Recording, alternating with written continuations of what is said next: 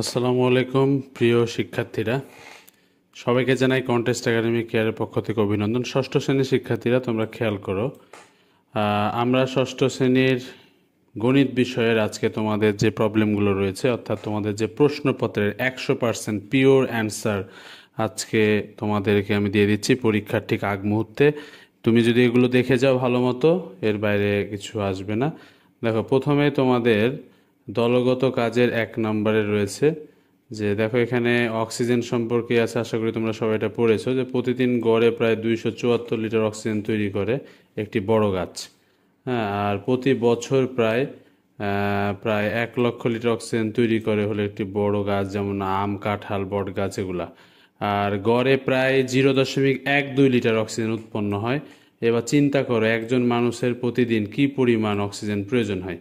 বিজ্ঞানীরা পরীক্ষা করে দেখেছেন যে একজন মানুষ গড়ে প্রতিদিন প্রায় 378 লিটার অক্সিজেন গ্রহণ করে।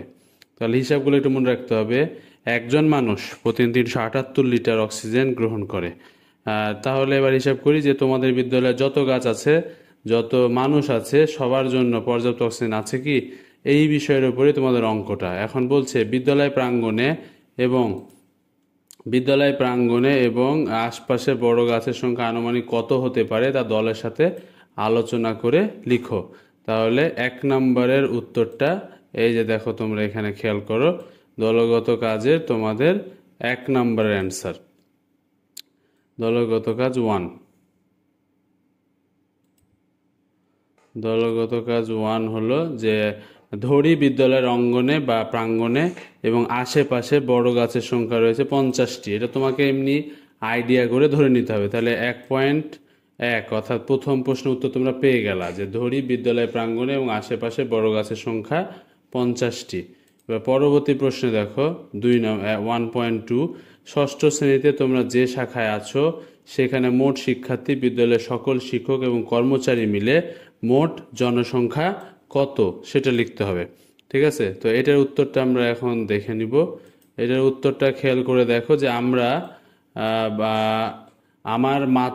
আমার শাখায় মোট শিক্ষার্থী হলো 60 জন। হ্যাঁ, আর হলো তোমার শিক্ষক ও কর্মচারী মিলে 22 জন, তাই টোটাল হলো 42 জন। হ্যাঁ, এটা হলো 1.2 অ্যান্সার। তো অর্থাৎ তোমার শাখায় মোট শিক্ষার্থী 60 জন, শিক্ষক ও কর্মচারী মিলে মোট 22 জন, মোট হলো 82 জন, 82 জন, 2 আর 6 2 8, 82 জন মনে রাখবে। এর পরের প্রশ্নে যে আমরা 1.3, বিদ্যালয় প্রাঙ্গণে এবং আশেপাশে আনুমানিক যে সংখ্যক বড় গাছ রয়েছে তা গড়ে প্রতিদিন কি পরিমাণ অক্সিজেন উৎপন্ন করে, কি পরিমাণ অক্সিজেন উৎপন্ন করে সেটার উত্তর দেখো। এখন বলছে বিদ্যালয় বড় গাছ থেকে প্রাপ্ত অক্সিজেন হলো 274 লিটার। আর 50টা গাছ আছে, যেহেতু এই যে 50টা গাছ, তাই 50-এর সাথে 274 গুণ করলে আসবে 13,700 লিটার। এটা হলো তোমার 1.3 অ্যান্সার। এরপরে পরেরটা দেখো 1.4, বলছে ষষ্ঠ শ্রেণীতে তোমার শাখায় মোট যে জনসংখ্যা রয়েছে, ঠিক আছে, যে জনসংখ্যা রয়েছে তাদের প্রতিদিন গড়ে কি পরিমাণ অক্সিজেন প্রয়োজন হয়।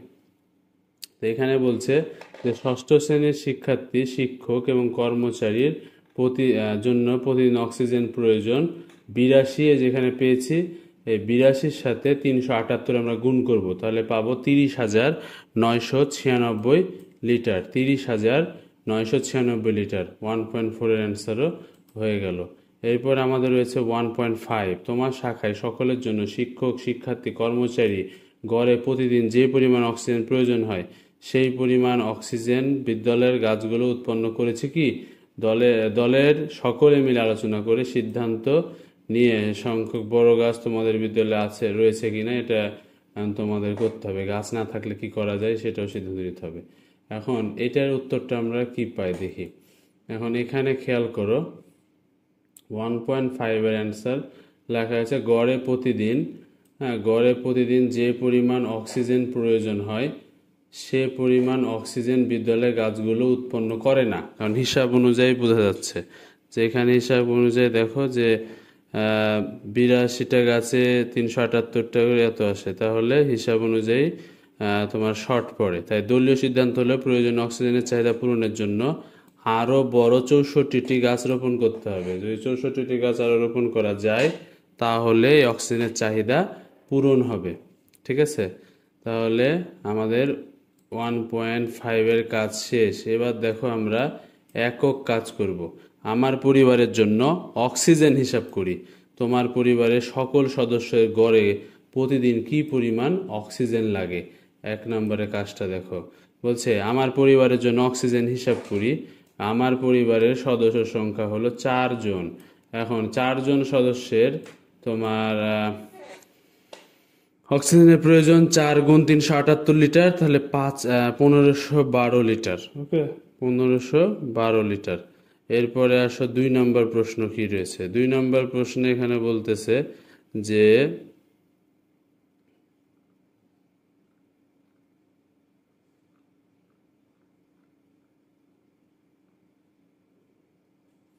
2 নম্বর প্রশ্নে যে গড়ে একজন মানুষের যে পরিমাণ অক্সিজেন লাগে এবং গড়ে তোমার পরিবারের সদস্যের যে পরিমাণ অক্সিজেন প্রয়োজন হয় তা অনুপাত আকারে লিখো।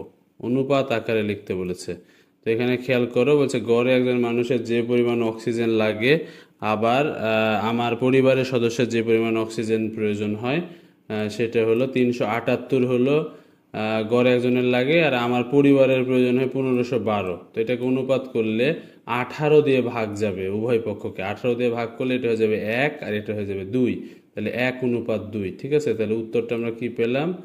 1:2 উত্তর পেলাম, মনে রাখবা। 378-কে 18 দিয়ে ভাগ দিলে 1 হয়, মানে 18 দিয়ে যদি তুমি ভাগ দাও 15 আর 12-কে, 1512 আর 378-কে, যেমন ধরো 378 1-কে 378। ঠিক আছে, এখানে খেয়াল করো, আমরা যদি একটু হিসাব করে দেখাই তোমাদেরকে, এই যে 378, এই 378 1-কে 378, আর 378 দিয়ে যদি তুমি 18 দিয়ে গুণ করো তাহলে 512 আসবে। হ্যাঁ, ঠিক আছে, অর্থাৎ 378 দিয়ে গুণ করলে আসবে হলো 1512। তো এই হিসাবটা করলে 1:2, তাহলে মনে রাখবা যে 1:2 হবে উত্তর 2 নম্বরের ক্ষেত্রে। এর পরের প্রশ্নটা খেয়াল করো যে তুমি যে অনুপাত লিখেছো, হ্যাঁ, তা একটি সমতুল অনুপাতে প্রকাশ করো। তুমি যে অনুপাত লিখে তা একটা সমতুল অনুপাতে প্রকাশ করো। বলছে 1:2 বা 1:2, এটাকে তোমার ভগ্নাংশ আকারে লেখা যায় 1/2। তাহলে এটাকে উভয় পক্ষকে একই রকম সংখ্যা দিয়ে গুণ করতে হবে, তাই 2 দিয়ে গুণ করেছি, তাই হচ্ছে 2/4। তাই এটাকে আবার লেখা যায় 2:4 অথবা 2:4। ঠিক আছে, তাহলে আমরা লিখব অতএব 1:2 ও 2:4 হলো সমতুল অনুপাত। ওকে, এরপরে যাও যে 4 নাম্বার, তোমার পরিবারের সকল সদস্যদের একদিন অক্সিজেন সরবরাহের জন্য কয়টি গাছ প্রয়োজন। 4 নাম্বার, কয়টা গাছ প্রয়োজন এটা বের করতে বলেছে। তো এখানে দেখো, বলছে আমার পরিবারের সদস্যের জন্য একদিন অক্সিজেন লাগে 1512 লিটার। আমার পরিবারের অক্সিজেন সরবরাহের জন্য গাছ প্রয়োজন 1512-কে যদি আমি 274 দিয়ে ভাগ দিই তাহলে আসে 5.651টি বা 6টি গাছ লাগবে। ঠিক আছে, 274 কই পেলাম? কারণ একটা গাছ প্রতিদিন অক্সিজেন দেয় 274 লিটার, তাই ভাগ দিলে আসবে 6টি গাছ লাগবে একটা পরিবারের জন্য বা আমার পরিবারের জন্য। এরপরে 5 নাম্বার প্রশ্নে যাই। 5 নাম্বার বলছে তোমার পরিবারের অক্সিজেনের জন্য যতটি গাছ দরকার তা আছে কি, আর তোমাদের দরকারের চেয়ে বেশি বা কম গাছের সংখ্যাকে যথাক্রমে ধনাত্মক কিংবা ঋণাত্মক পূর্ণ সংখ্যা দিয়ে প্রকাশ করে দেখাও। তাহলে দেখো 6 নাম্বার, এই যে আমার পরিবারের বড় গাছ রয়েছে 50টি, তার দরকারের চেয়ে বেশি আছে 50 বিয়োগ 6 সমান তোমার 44টি। হ্যাঁ, 44টি গাছ বেশি আছে। তাহলে এখানে তোমার 5 নাম্বারটাও আমাদের হয়ে গেল। এরপরে 6 নাম্বার দেখো, 6 নম্বরে বলছে যে 5 নংয়ে যে সংখ্যা পেয়েছে তার যোগাত্মক বিপরীত সংখ্যা লিখো। যোগাত্মক বিপরীত সংখ্যা কেমন? যেমন ধরো আমরা আগেরটাতে পেয়েছিলাম +44, যেহেতু কোনো মাইনাস নেই তাই +44, তো +44কে আমরা যোগাত্মক বিপরীত মানে -44, তাহলে -44 হলো 6 নম্বরের উত্তর। এরপরে 7 নম্বরে দেখো, বলছে তোমার পরিবারের জন্য যে কয়টি গাছ কম বা বেশি আছে তা সংখ্যা রেখা ব্যবহার করে দেখাইতে হবে। তো সংখ্যা রেখা ব্যবহার করে যদি দেখাই তাহলে আসবে এরকম সংখ্যা রেখা আঁকবা, প্রতি ঘরকে 5 করে ধরবা, 5, 10, 15, 20, 25, 30, 35, 40, 50। ঠিক আছে, এখন এই যে 50-এর পরে আগের একটু ঘরটাই হলো 44, তো 44 আগে প্লাস। ঠিক আছে, এখন তোমার চলে যাব পরবর্তী অংশে আমরা, কাজ খ। কাজ ক্ষয়ে জোড়ায় কাজ, কাগজের অপচয় কমায়, গাছ বাঁচায়। মানে এখানেও কিছু কাজ আছে, যেমন ধরো তোমরা দুইজন গত 5 মাসে যে ষষ্ঠ শ্রেণীর সকল বিষয়ের জন্য আনুমানিক মোট কয়টি কাগজ ব্যবহার করেছো তা লিখতে বলেছে। ঠিক আছে, এখন এখানে খেয়াল করো, বলছে আমরা দুইজন গত 5 মাসে আনুমানিক মোট কাগজ ব্যবহার করেছি 100 যোগ 100, 200টি। ঠিক আছে, এটা আনুমানিক ধরে নিতে হবে। এরপরে বলছে 2 নাম্বার, তোমরা দুইজন ষষ্ঠ শ্রেণীতে ফেব্রুয়ারি থেকে জুন মাসে মোট যে পরিমাণ কাগজ ব্যবহার করেছো তা কম ব্যবহার করতে, তাহলে তোমাদের ব্যবহৃত কাজের সংখ্যা কত হতো? দশমিক সংখ্যার ক্ষেত্রে কেমনভাবে করবো সেটা দেখো। আচ্ছা, তাহলে এখানে খেয়াল করো, 200 এর 1/3, ঠিক আছে, 3 ভাগের 1 ভাগ যদি খরচ করতাম বলেছে, তাই 1/3। 1/3 যদি আমরা কাটাকাটি করি, যেমন 3 দিয়ে যদি তুমি 200-কে ভাগ দাও, দেখবা যে কাটাকাটি করলে 67 আসবে। তো 67 দিয়ে করলে করা যায়, মানে কাছাকাছি শব্দ, তাই 67 যে অ্যাকুরেট তা না। হ্যাঁ, তো আমাদের ব্যবহৃত কাজের সংখ্যা হতো 200 বিয়োগ 67টি, অর্থাৎ 133টি। এটা হলো 2 নম্বরের আমাদের অ্যান্সার। ঠিক আছে, এর পরেরটায় যাও, 3 নাম্বার, 2 নংয়ের ক্ষেত্রে আমাদের কাগজ ব্যবহারের হার শতকরা কত কমে গেল? শতকরা কত কমে গেল? 200 পেজ সমান 100%। 200 কোথায় পেলাম? এই যে 200 আমরা উত্তর পেয়েছি। 200 পেজ সমান 100%, 1 পেজ সমান 100/200%। এখন 67 আছে, যে 67 পেজ সমান 100 গুণ 67/200, কাটাকাটি করলে হয় 67/2। 2 দিয়ে 67কে ভাগ দিলে হয় 33.5, 33.5 মনে রাখবা, 3 নম্বরে 33.5। এরপরে আসো হলো 4 নাম্বার, তোমার মধ্যে একজন যদি প্রতি চতুর্থ দিনে একবার এবং অন্যজন যদি ষষ্ঠ দিনে একবার পোস্টার পেপার ব্যবহার করে, তাহলে 1 এপ্রিল থেকে শুরু করে 30 এপ্রিল পর্যন্ত তাদের মোট কতবার একই দিনে পোস্টার পেপার ব্যবহার করবে?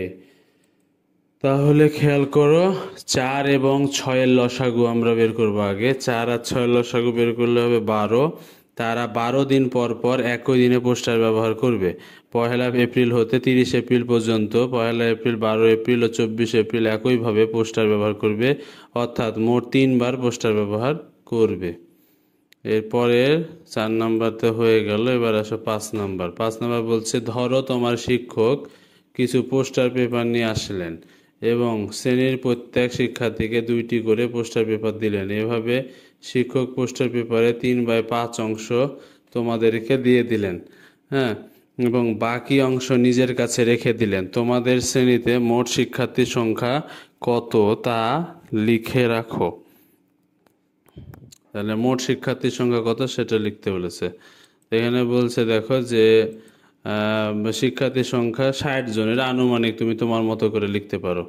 এরপরে যাও খ নাম্বার, শিক্ষক মোট কতটি পোস্টার পেপার নিয়ে এসেছিলেন? ঠিক আছে, কতটা পোস্টার পেপার এনেছিল সেটা বের করতে হবে। কীভাবে বের করবো? শিক্ষার্থীদের পোস্টার দিলেন 60 গুণ 2, 120টি, তাই 3/5 অংশ, তাহলে 3/5 অংশ সমান 120টি সম্পূর্ণ অংশ। এই 5টা এখানে এসে কী হবে? উল্টে যাবে, 3 চলে আসবে নিচে, 5 চলে যাবে উপরে। কাটাকাটি করলে 3 দিয়ে 120কে ভাগ দিলে 40, 40কে 5 যদি তোমরা গুণ করো উত্তর হবে 200টি। ঠিক আছে, 200টি উত্তর হবে। এরপরে আসো গ নাম্বার, তোমাদের দেওয়া অংশের মূল্য 450 টাকা হলে প্রতিটি পোস্টারের মূল্য কত? ঠিক আছে, প্রতিটি পোস্টারের মূল্য বের করতে বলেছে। তাহলে এখন 5-এর খ হয়ে গেল। এবার 5-এর গ, শিক্ষক মোট পোস্টার পেপার নিয়েছিল, এটা 200টি। এবার আসো, একটি পোস্টারের মূল্য 450 টাকা, অতএব মানে সবগুলার দাম যদি 450 টাকা হয়, তাহলে 120 দিয়ে ভাগ দিতে হবে। 120টা দাম হলো 400, 120টার দাম হলো আসলে 450 টাকা, অতএব একটা পোস্টারের দাম 120 দিয়ে ভাগ দিলে আসবে 3 টাকা 75 পয়সা। ঠিক আছে, 3 টাকা 75 পয়সা। তো তোমাদের সকলকে জানাই কন্টেস্ট একাডেমির পক্ষ থেকে অভিনন্দন। আশা করি ভিডিওটি তোমাদের অনেক উপকারে আসছে। তো ভিডিওটি ভালো লাগলে বন্ধুদের কাছে শেয়ার করে দাও, আর কমেন্ট করে দিও। এরকম ভিডিও আরও চাইলে অবশ্যই চোখ রাখো আমাদের কন্টেস্ট একাডেমি কেয়ার ইউটিউব চ্যানেলে, এবং সাবস্ক্রাইব করতে ভুলো না। এবং আমাদের ফেসবুক পেজ আছে কন্টেস্ট একাডেমি কেয়ার নামে, সেখানেও তোমরা ঘুরে আসতে পারো। ধন্যবাদ সবাইকে, দেখা হবে পরবর্তী ভিডিওতে। ততক্ষণ পর্যন্ত ভালো থাকো, আল্লাহ হাফেজ।